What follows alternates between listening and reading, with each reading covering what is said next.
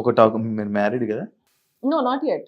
మీరు ఆల్రెడీ పెళ్ళైన ఫస్ట్ ఆయన్ని వదిలేసి మళ్ళీ ఇంకొకరిని మళ్ళీ పెళ్లి చేసుకున్నారనే రూమర్స్ బయట నడుస్తున్నాయి. అది ఎంతవరకు నిజం? రూమర్స్ ఇంకేమున్నాయి, ఇంకొకసారి కంటిన్యూస్గా అట్లే చెప్పు, వినుకుంటా కూర్చుంటాను నేను ఇక. దీనికి మీ రియాక్షన్ ఏంటి యాక్చువల్లీ? No, that's- వినడానికి వింటుంటే మన బోల్డ్ ఉంటుంటాయి. అదే కదా. ఇది మెయిన్ పాయింట్. దీనికి మీరు ఏం రియాక్ట్ అవుతారు? రాసుకోవడానికి కూడా చాలా మంది ఈ మధ్య యూట్యూబర్స్, రివ్యూవర్స్ చాలా మంది చెప్పడానికి కూడా చాలా తయారైనారు. I can see that completely, but that's not true. And I already told on the show also Yash ని నేను చేసుకోబోతున్నా అనేసి. అండ్ అదే కాకుండా మీ మీ మదర్ ఒక ఇంటర్వ్యూలోనే అదొక బిట్ అనేది ఒకటి బయటికి రావడం జరిగింది. లైక్ సోనియా లోపల ఎలాగున్నా మాకైతే ఏం ప్రాబ్లం లేదు, కానీ వాళ్ళ అత్తయ్య వాళ్ళకి ప్రాబ్లం అని చెప్పి ఇదో ఒకటి మీ ఫ్యామిలీ ఇంటర్వ్యూలో మాట్లాడడం జరిగింది మీ అమ్మగారు. దానికి మీ రియాక్షన్? నేను చూడలేదు, నేను అది ఇప్పటి వరకు నాకు అది రాలేదు. మరి మీ దాకా ఇంకా రాలేదు అది? ఓకే, మీ అమ్మగారు అలా అన్నారు అనమాట. అండ్ ఐ డోంట్ థింక్ నాకు నా అంటే లైక్ వాళ్ళు ఫీల్ అవుతారు, వీళ్ళు ఫీల్ అవుతారు అనేది కంప్లైంటే లేదు నాకు. నా అంకుల్ ఎలా ఉంటారంటే, యష్ వాళ్ళ డాడీ ఎట్లుంటారంటే, లిటరలీ నేను బయటకు వచ్చిన తర్వాత లైక్ నాకన్నా ముందు కూడా నాకు అంకుల్ తెలుసు, ఆయన ఎంత రెస్పెక్ట్ ఇస్తారు, నన్ను ఎట్లా చూస్తారు అనేది నాకు తెలుసు. బయటకు వచ్చిన తర్వాత నేను తెలుసుకునేది కొన్ని ఏంటంటే, ఐ ఫెల్ట్ రియలీ హ్యాపీ. అంటే మీరు వచ్చేటప్పుడు భయపడ్డారా ఆయన ఏమని అంటారా అని? No no no no no, అంటే ఇంత చేస్తారు అని నేను అనుకోలేదు. లైక్ యూనో ఈ లిటరలీ వెళ్ళి ప్లక్ ఆర్డర్ అది చూపించి ఓటేయండి అని చెప్పేసి ఓటింగ్ క్యాంపెయిన్ చేసుకున్నారంట అంకుల్. సో అది నాకు చాలా అంటే లైక్ ఎమోషనల్ అన్నట్టు. పట్టించుకుంటారా పబ్లిక్ టాక్స్ ని? మీరు పబ్లిక్ మాటల్ని, పబ్లిక్ కామెంట్స్ ని, ఎవరైనా ఏదైనా మాట్లాడితే వాటిని మీరు పట్టించుకుంటారా, హార్ట్ కి తీసుకుంటారా? అది అసలు నా దగ్గర రానే రాదు నాకు ఎప్పుడు కూడా. And I'm completely like I'm workaholic. First of all నాకు నెక్స్ట్ ప్రాజెక్ట్ ఏంటిది, నెక్స్ట్ ఏం చేయాలి, ఇదే ఆలోచన ఉంటుంది first.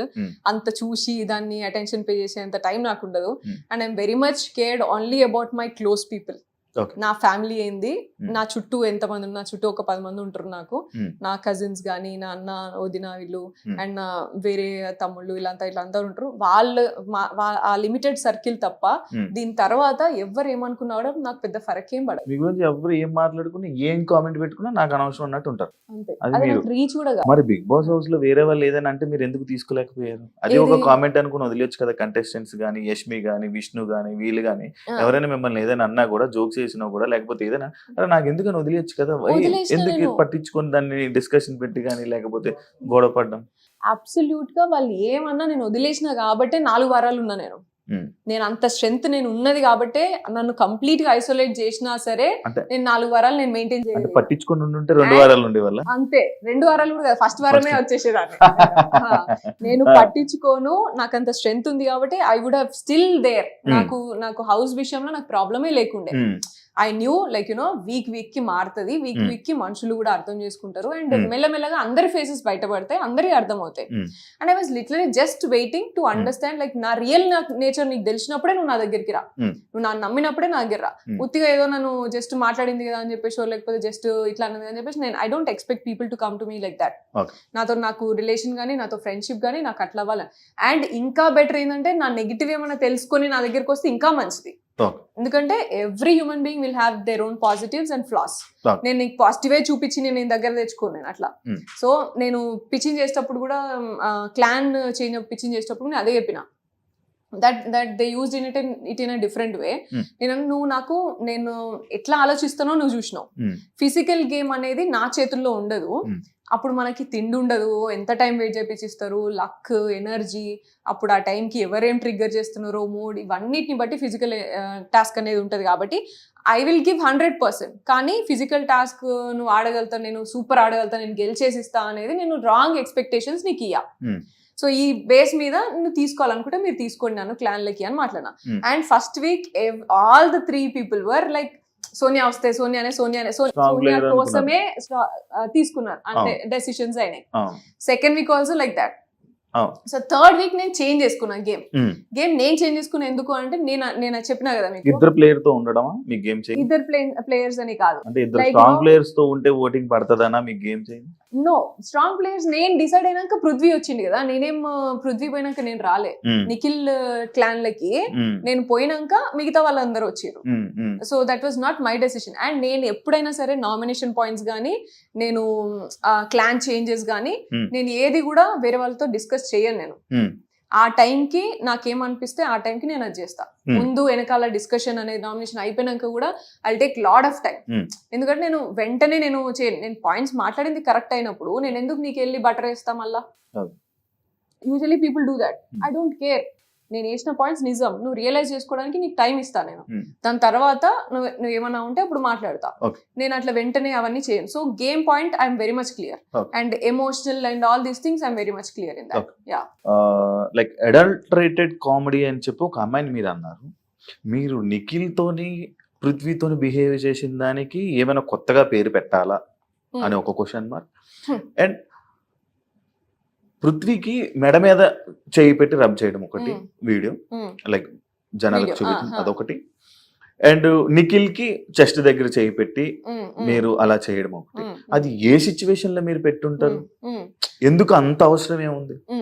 I told you know, like నేను ఒక బెలూన్ టాస్క్ లో వాడిని నేను నువ్వెవడరా నాకు చెప్పడానికి అని అన్నా. నేను డెసిషన్ తీసుకునేటప్పుడు స్విమ్మింగ్ పూల్ లో కన్సిడర్ చేయ, ఇది కన్సిడర్ చేయంటే నువ్వెవడరా నాకు చెప్పడానికి అన్నా. అది నాకు అసలు బ్రెయిన్ లో లేను లేదు, అసలు నేను అన్నా అన్న సంగతి కూడా నాకు గుర్తులేదు. టాస్క్ దాంట్లో అయిపోయిన తర్వాత కూడా నాకు అసలు చాలా టైం వరకు నేను వేరే అన్ని ఆలోచిస్తున్నాను. ఎందుకంటే అబ్బాయి వాజ్ అప్సెట్. అబ్బాయి నాతో చెప్పని కూడా చెప్తలేడు. గేమ్ అయిపోయినాక నేను పోయి అబ్బాయితో మంచిగా మాట్లాడు. దీని వల్ల మీరు అలా చేశానని అంటారా ఏంటి? ఇప్పుడు దట్ వాజ్ ఇట్ నో. అప్పుడు అంటే ఇలా మాట్లాడాలా? ఇలా మాట్లాడి ఈ విధంలోనే మీరు నిఖిల్ తోనే నెక్స్ట్ డే మార్నింగ్ ఏమైందంటే, దానికంటే ముందు దిస్ వాజ్ దేర్. నన్ను కూడా తిట్టినావు నువ్వు. సంచాలకు ఉన్నప్పుడు, సారీ ఫోటో టాస్క్ ఉన్నప్పుడు నన్ను తిట్టి పంపించేసినావు నువ్వు. ఒక్కసారి కనీసం సారీ కూడా చెప్పలే, కనీసం ఫీల్ అయినావు అని కూడా అడగలేదు. కానీ పృథ్వీని తిట్టినప్పుడు మాత్రం ఒక రోజు అంతా ఫీల్ అవుతున్నావు నువ్వు అని డిస్కషన్ జరిగింది. 1 hour డిస్కషన్ జరిగింది. అప్పుడు that was the situation. Like మీకు చిన్న బిట్ కట్ చేసి నీకు చూపిస్తే నన్నే చేయమంటావు. ఇప్పుడు నేనున్న ఎనర్జీ, నేనున్న సిచ్యువేషన్ నాకు ఇంపార్టెంట్ కదా. That was there. కానీ చూసిందే నిజం కదా. నువ్వు అదే అంటున్నా, నువ్వు మొత్తం చూపించింటే నువ్వు మొత్తం నిజంగా నమ్మేటోని కావచ్చు. కానీ నీకు చిన్న పార్ట్ చూపించి ముందంతా కాన్వర్సేషన్, తర్వాత కాన్వర్సేషన్ చూపించకపోతే నేనేం చేస్తా దానికి? కానీ మీరు ఇక్కడ చేసింది తప్పు అంటారు, అది రైట్ అంటారు? అబ్సల్యూట్లీ నేను తప్పు చేయలేదు. అండ్ నేను ఎక్కడ చేతులు పెడతానా, ఎక్కడ ఏలు పెడతానా, లేకపోతే ఎక్కడ కంటి చూపు ఉంది అనేది ఆ మాత్రం see you know, if you cannot understand that's not my problem. నేను ఏ ఎనర్జీలో ఉన్నా, నేను ఏం కాన్వర్సేషన్ లో ఉన్నా, ఏ సిచ్యువేషన్ లో ఉన్నా వాళ్ళని నేను ఎట్లా ట్రీట్ చేస్తా అనేది నాకు ఇంపార్టెంట్. నేను ఒక చిన్న పిల్లోడు ఉన్నాడు, నాకు నా అల్లుడు ఉంటాడు, వాడు పక్కన కూర్చుంటే వాడిని ఇట్లా ఇట్లా అంటనే ఉంటావాన్ని. దానికి నువ్వు ఇప్పుడు ఏజ్ లో చిన్న కాబట్టి వాడు చిన్నగా కనిపిస్తారు కాబట్టి నువ్వు అట్లా తీసుకుంటావా, లేకపోతే జస్ట్ పెద్ద ఉన్నాడు కాబట్టి ఇట్లా తీసుకుంటావా అనేది that is your version. I don't care, I literally don't care. ఎందుకు అంటే అన్నా చెల్లె, మా అన్నయ్య నేను నాకు 40 మంది కజిన్స్, 2 అన్నలు, సొంత అన్నలు. వీళ్ళందరితోని నేను మాట్లాడుతున్నప్పుడు కానీ, తిరిగినప్పుడు కానీ, బయట తిరిగినప్పుడు కూడా అనుకున్న జనాలు ఉన్నారు. సో నేను అవన్నీ పట్టించుకొని నేను బిహేవ్ చేయాలనా? అదైతే మంచి వే అంటారు, బట్టి కాన్వర్సేషన్ ని బట్టి కదా. అదే మీరు అది చేసింది అది ఒక మంచి వేలో చేశాను అంటారు. నేను మంచి వే బ్యాడ్ వే అని కాదు, నేను ఆ కాన్వర్సేషన్, నేను సిచ్యువేషన్, నేను వాళ్ళని ట్రీట్ చేసే విధానం నాకు తెలుసు. నేను ఒక కిడ్స్ లాగా ట్రీట్ చేసిన, ఒక అన్నలాగా తమ్ముళ్ళలాగా కిడ్స్ లాగానే ట్రీట్ చేసిన తప్ప నేను ఇంకొకలాగా ట్రీట్ చేయలేదు. అండ్ నేను ఒకవేళ ట్రీట్ చేసిన అవతలోడు తీసుకోవాలి కదా, అవతలోడు కూడా అదే సిచ్యువేషన్ లో అట్లే నార్మల్ గా ఉన్నాడంటే అంతే కదా. మరి అంటే మీరు అదే అంటున్నారు, అన్నలాగా తమ్ముళ్ళగా. ఆ అన్న తమ్ముళ్ళు అయితే అలా చేస్తారా? వాళ్ళు మీరు అన్న తమ్ముళ్ళు అని మీరు అనుకుంటారు, వాళ్ళు అలా అనుకున్నారా మిమ్మల్ని చెల్లి అని? డెఫినెట్ వాళ్ళు ఎన్నిసార్లు చెప్పారు మాకు మదర్లీ ఫీలింగ్ ఉంటది, మంచి కేర్ చేస్తారు అని. చాలా సార్లు చెప్పారు. ఎవరికి చెప్పారు? మాకు చెప్పారు, వేరే వాళ్ళకి కూడా చెప్పారు. వేరే వాళ్ళకి చెప్తే మరి యష్మి అని కానీ లేకపోతే మిగతా హౌస్ మేట్స్ మిమ్మల్ని ఎందుకు వాళ్ళ అన్న చెల్లెళ్ళని ఎప్పుడు అనలేదు? అండ్ మిమ్మల్ని మీ డిస్కషన్ లో కూడా అలా చెప్పలేదు? లాస్ట్ సండే ఎపిసోడ్ అయితే రీసెంట్ గా అదే లాస్ట్ లోనే, దాని తర్వాత ఏమైందో తెలియదు, వాళ్ళ డిస్కషన్ ఏం జరిగిందో తెలియదు. కానీ ఈ నామినేషన్ అయిపోయిన తర్వాత వచ్చిన డిస్కషన్ కదా ఇది, అన్న చెల్లెళ్ళు అని కానీ లేకపోతే ఇది నామినేషన్ అయిన తర్వాత డిస్కషన్ వచ్చినప్పుడు అయితే మాట్లాడినారు వాళ్ళు. నా ఎదురుగా కూడా ఎప్పుడైనా సరే నువ్వు ఏదో పెద్దమ్మలాగా నానమ్మలాగా ట్రీట్ చేస్తావు వాళ్ళని ఊరికనే ఇలా అని మాట్లాడినారు తప్ప నా ఎదురుగా నా వెనకాల ఏం మాట్లాడిననే నాకు తెలియదు Shiva. And I absolutely don't care about it. నేను చెప్పిన నా ముందు దమ్మున్నోడు ఎవడైనా నా ముందు వచ్చి మాట్లాడినప్పుడే నేను మాట్లాడతా ఏదైనా. సో వెనకాల జరిగినాయి అని నాకు అస్సలే ఫరక్ పడాయి. And that's what I'm telling about the negativity also. And నా ముందు నాకు మాట్లాడేటప్పుడు కూడా ఎవరైనా సరే, Vishnu also told told they have a great bonding, I'm grateful for that sir అని చెప్పేసి చెప్పింది సాటర్డే ఎపిసోడ్ లో. And Yashmi also declare that ఆమె ఒక బ్రదర్ అండ్ సిస్టర్ లాగా అడ్వైస్ ఇస్తుంది, కానీ వాళ్ళు ఎట్లా తీసుకుంటారు అనేది వాళ్ళ ఇష్టం సార్.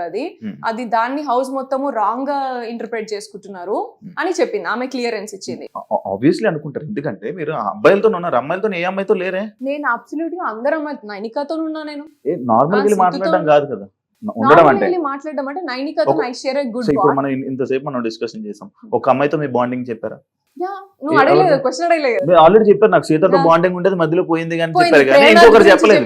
ప్రేరణ గురించి చెప్పిన, యష్మి గురించి చెప్పిన, ప్రేరణ గేమ్ గురించి చెప్పారు, ప్రేరణ గేమ్ గురించి చెప్పారు, ప్రేరణ చెప్పారు. ప్రేరణ వాస్ దేర్, ప్రేరణతో మంచిగా ఉండే. నేను క్లాన్ చేంజ్ అయినప్పటి నుంచి మాకు డిఫరెన్సెస్ వచ్చినాయి. అదే అన్న, అదే ప్రతి ఒక్క అమ్మాయితో డిఫరెన్సెస్ వచ్చాయి, కానీ నిఖిల్ పృథ్వీతో డిఫరెన్సెస్ లేవు కదా, వాళ్ళు కలిసే ఉన్నారు కదా. బరాబర్ ఉన్నాయి, ఎందుకు లేవు డిఫరెన్సెస్? వీళ్ళతో వెళ్ళి బతిమాలినట్టు వెళ్ళి ఆ అమ్మాయిలతో బతిమాలలేదు కదా, అమ్మాయిల దగ్గరికి వెళ్ళి బతిమాలలేదు కదా. లైక్ వీళ్ళకేమో ఇలా బుజ్జగించి వీళ్ళకి ఒక్కొక్కటి ఎక్స్ప్లెయిన్ చేశారు, పక్కన కూర్చోబెట్టుకుని ఒళ్ళో పడుకోబెట్టుకుని. బట్ అమ్మాయిలకి అలా చేయలేదేమి?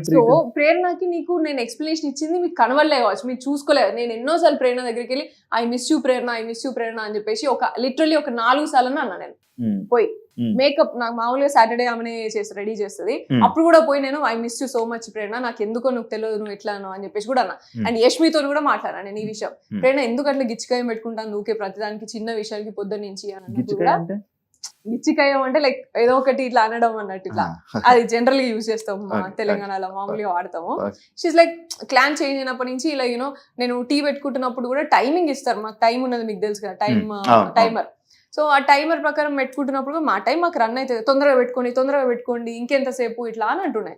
ఎందుకు మాకు ప్రెషర్ అవుతుంది, ఇచ్చిన టైంలో ఆల్రెడీ మేము ఫినిష్ చేయాలా, టీ పెట్టుకోవాలా, తక్కువ టైంలో ప్రెషర్ అవుతుంది కదా ప్రేరణ, పోయి కూర్చో అని చెప్పేసి అన్న, తీసుకోకు ప్రెషర్ అయితే అని చెప్పేసి అన్న. సో అట్లాంటి చిన్న చిన్న విషయాలలో అండ్ ట్రే దగ్గర ఏదో చిన్న విషయాలలో గొడవ పెట్టుకుంటున్నప్పుడు నేను అన్నా. And also I went and said sorry to Seetu and ప్రేరణని హక్ చేసుకొని ఐ మిస్ యూ ప్రేరణ అని చెప్పేసి చాలాసార్లు అన్నా.